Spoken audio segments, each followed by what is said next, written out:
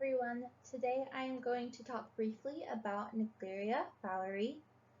I chose this topic because I had the chance to learn a little bit about it in my microbiology class, and ever since then it has piqued my interest.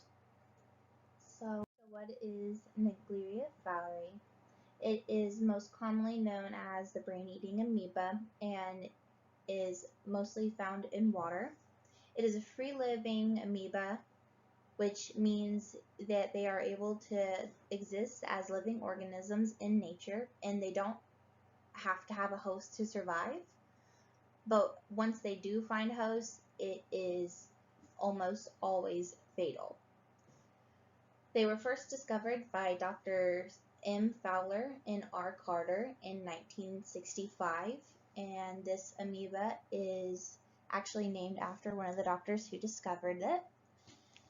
It can then turn into an infection called primary amoebic meningoencephalitis, which can be shortened to PAM, and we will discuss that in a later slide.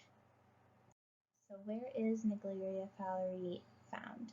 It is most commonly found in warm freshwater areas such as ponds, rivers, lakes, hot springs, and has been reported in some swimming pools. And that is only because the pools have not been maintained or chlorinated properly, so the amoeba was able to survive there. However, you cannot find this amoeba in any saltwater areas such as the ocean.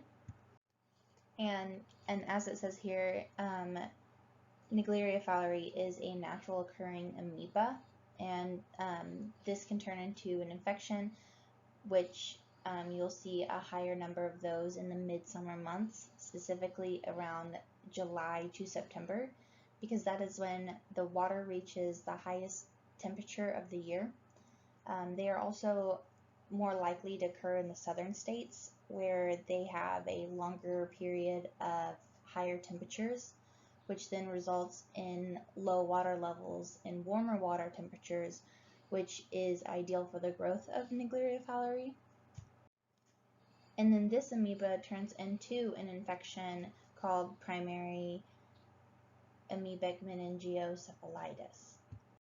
So primary amoebic meningoencephalitis is very rare and very fatal, and it attacks the central nervous system. And the only way to get this infection is by having the contaminated water enter into your nasal passages. So there is no way that you can get this infection if you have just ingested the contaminated water. But once this amoeba has entered your nasal passages, it will migrate up the olfactory nerves, which will then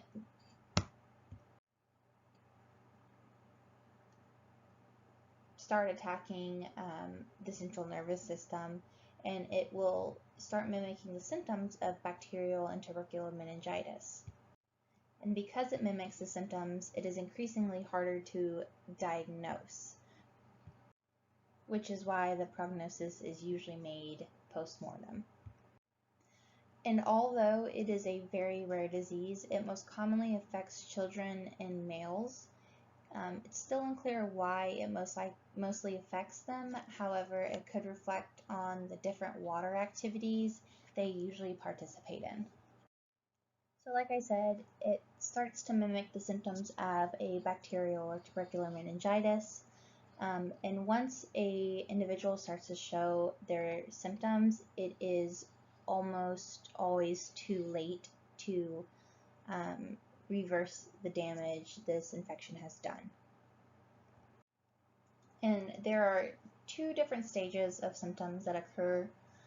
The first stage of symptoms a person will experience would be fever, sensitivity to lights, fatigue, vomiting, nausea, loss of balance, and a severe and sudden headache.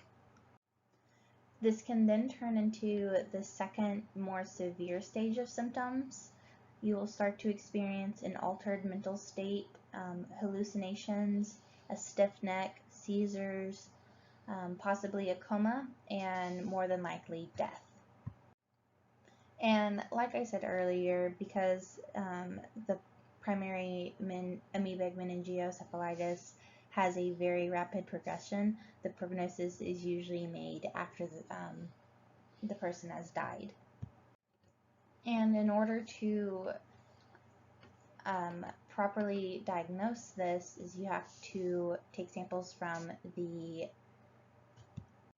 cerebrospinal fluid, and most of the time it's just overlooked as meningitis. So what are the best ways to prevent yourself from getting this amoeba and infection? Well, the best way you can prevent yourself from ever encountering this amoeba is to strictly swim in saltwater areas such as the ocean. However, not everyone can just swim in the ocean, so if you do find yourself swimming in warmer freshwater areas, try not to submerge your head underwater or do any activities that can cause the water to enter the nasal cavity, such as diving or jumping into the water. But everyone still likes to have fun, so the best thing to do is just to use a nose clip when you're swimming, and that'll block the water from entering your nasal passages. And as soon as you're finished swimming, and just get out and flush your nasal passages with clean, sterile water. So that is just a brief rundown of Naegleria fowleri and the infection of primary amoebic meningoencephalitis. Thank you all for listening, and I hope you enjoyed this.